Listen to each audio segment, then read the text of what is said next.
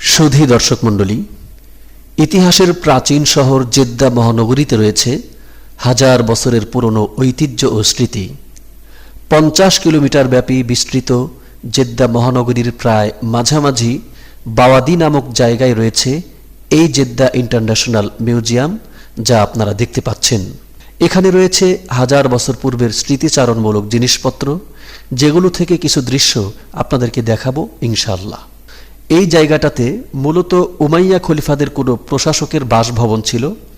পরবর্তীতে এখানে এমন একটি কাঠের মসজিদ তৈরি হয়, যা গোটা আরব অঞ্চলের মধ্যে ছিল সবচেয়ে ব্যয়বহুল ও ব্যতিক্রমধর্মী। কাঠ দিয়ে এই মসজিদটি তৈরি করা হয়েছিল বলে একে মসজিদে খসাব বলা হতো, অর্থাৎ কাঠের মসজিদ। এই মসজিদকে কেন্দ্র করে পরবর্তীকালে খেলাফতে উসমানিয়ার সময় এখানে আন্তর্জাতিক মানের একটি মিউজিয়াম গড়ে ওঠে। সেই মিউজিয়াম হলো এটা। এছাড়াও গবেষণাগার, ধর্মীয় শিক্ষা কেন্দ্র সহ আশেপাশে আরও অনেক প্রতিষ্ঠান এই মিউজিয়ামকে কেন্দ্র করে গড়ে ওঠে। মসজিদে খসাব ছাড়াও এই মিউজিয়ামে দেখা যায় মুসলিম বিশ্বের আরও কিছু দুর্লভ ও মহামূল্যবান স্মৃতির সংগ্রহ। দর্শক মণ্ডলী, দেখুন, মসজিদের চতুর্পার্শ্বে শুধু কারুকার্যমণ্ডিত কাঠ আর কাঠ। এমন নিপুণভাবে কাজ করা কাঠের সামগ্রী আর কোথাও তেমনটা দেখা যায় না। এত কাঠের সমারোহ বলেই কাঠের মসজিদ বলে জেদ্দায় সকলের কাছে এটা পরিচিত। একজন কর্মকর্তা বলছেন, জেদ্দা ইন্টারন্যাশনাল মিউজিয়াম কোনো সরকারি প্রতিষ্ঠান নয়, বরং ব্যক্তিগত মালিকানাধীন।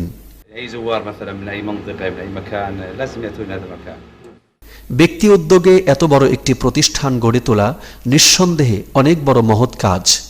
তিনি আরও বলেন, মক্কা ও মদিনার স্মৃতি এখানে রয়েছে শুধু তা নয়, বরং আরবের বাইরে থেকে সংগ্রহ করা অনেক স্মৃতিচিহ্ন এখানে সংরক্ষণ করা হয়েছে।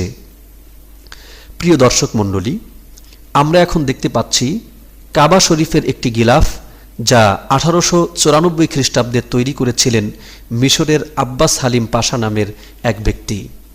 সূরা হজ্জের 27 নম্বর আয়াত এই গিলাফে লেখা আছে। আপনারা এখন দেখছেন কাবা ঘরের তালা এবং চাবি। 1022 হিজরিতে তুর্কি প্রশাসন আমলে 5 কেজি পিওর রূপা দিয়ে এটা তৈরি করা হয়েছিল। এটা কাবা ঘরের আরেকটি চাবি। 740 হিজরিতে আব্বাসীয় খলিফারা এটা তৈরি করেছিলেন, আর এটা হলো ব্রোঞ্জের তৈরি।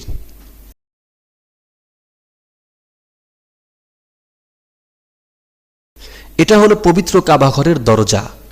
এটা তৈরি হয়েছিল 700 হিজরিতে।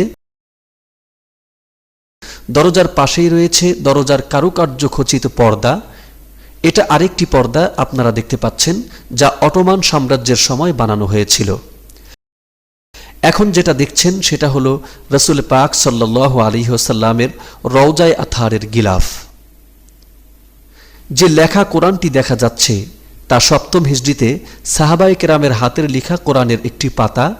এটা পাওয়া গিয়েছে মিশরে। সে সময় পাতা কিংবা চামড়ায় কোরআন শরীফ লেখা হতো। আমরা দেখতে পাচ্ছি আরেকটি ছোট্ট লেখা, যা দেয়ালে টানিয়ে রাখা হয়েছে। কোরআন শরীফের একটি আয়াত লেখা এতে, যা কোনো এক সাহাবী নিজ হাতে লিখেছিলেন। এটাও সাহাবায়ে কেরামের হাতের লেখা একটি পাতা। এসব লেখাগুলো 7ম হিজরি সনেরই সমসাময়িক সাহাবায়ে কেরাম নিজ হাতে লিখেছিলেন। এখন যে লেখাটি দেখছেন তা 50 হিজরি সনে লেখা হয়েছে। আমরা কিছু মুদ্রা দেখতে পাচ্ছি এখন।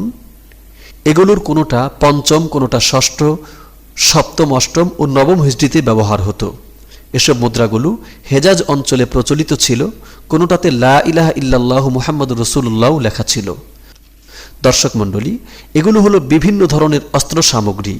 4র্থ হিজরি থেকে অটোমান সাম্রাজ্যের শেষ পর্যন্ত বিভিন্ন পর্যায়ে এসব অস্ত্র সামগ্রী যুদ্ধের ময়দানে ব্যবহার করা হতো। তরবারি, চাকু, বর্ম, ঢাল ইত্যাদি রয়েছে এখানে। যেমন আপনারা ঢাল দেখতে পাচ্ছেন, যা 22 হিজরিতে ব্যবহার হয়েছে। এই লম্বা তরবারিটি 9 হিজরিতে ব্যবহার হয়েছে। 17 হিজরির ব্যবহৃত একটি চাকু। এটা 9ম হিজরিতে ব্যবহৃত একটি ধনুক, পাশে তীরও রাখা আছে। যা হোক, বিভিন্ন শ্রেণীর যুদ্ধাস্ত্র আপনারা দেখতে পাচ্ছেন, যেগুলো ওই সময়ের উপযোগী অস্ত্র ছিল। উমাইয়া খেলাফত আমলে এবং উসমানী খেলাফত আমলে খলিফাদের বাসায় পরিবারের লোকেরা যেসব তৈজসপত্র ব্যবহার করতেন সেগুলো দেখা যাচ্ছে। ওইসব জিনিসপত্রও এখানে সংরক্ষণ করে রাখা হয়েছে। এগুলো হচ্ছে পুরুষদের পোশাক। খলিফা পরিবারের পুরুষরা এসব ব্যবহার করত।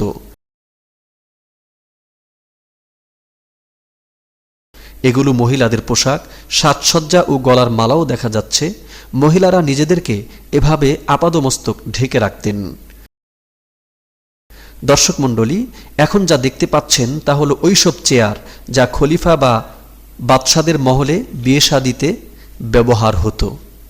সেসব চেয়ার এখানে সাজিয়ে রাখা হয়েছে। বরকনের প্রতিকৃতি বানিয়ে রেখে বিয়ের একটি পরিবেশ দেখানো হয়েছে। পর্দাবৃত কনের পাশে এভাবে বর বসা থাকত, মাঝখানে কাজী সাহেব বসে বিয়ে পড়াতেন।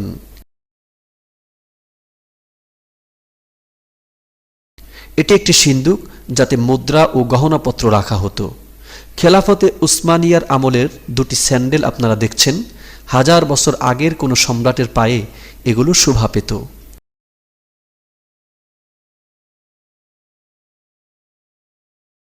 খেলাফতে উসমানিয়ার কোনো সম্রাটের ব্যবহৃত সিন্দুক এটি, যা ঝিনুক দিয়ে তৈরি করা হয়েছে। এখন দেখা যাচ্ছে কলমের কালির দোয়াত, যা পাথরের তৈরি। অনেক কারুকার্য করা হয়েছে এতে। এটা ইন্ডিয়া থেকে সংগ্রহ করা হয়েছে। 14 হিজরিতে ব্যবহার করা হতো এটা। আমরা মিউজিয়ামের পাশের এই অত্যাশ্চর্য কাঠের মসজিদটির দৃশ্য দেখেই জেদ্দা ইন্টারন্যাশনাল মিউজিয়াম থেকে বিদায় নিচ্ছি। বয়ে চলা বাতাসে শুনি তব নাম হে রাসূল, আকাশের তারকা পূর্ণিমা চাঁদ।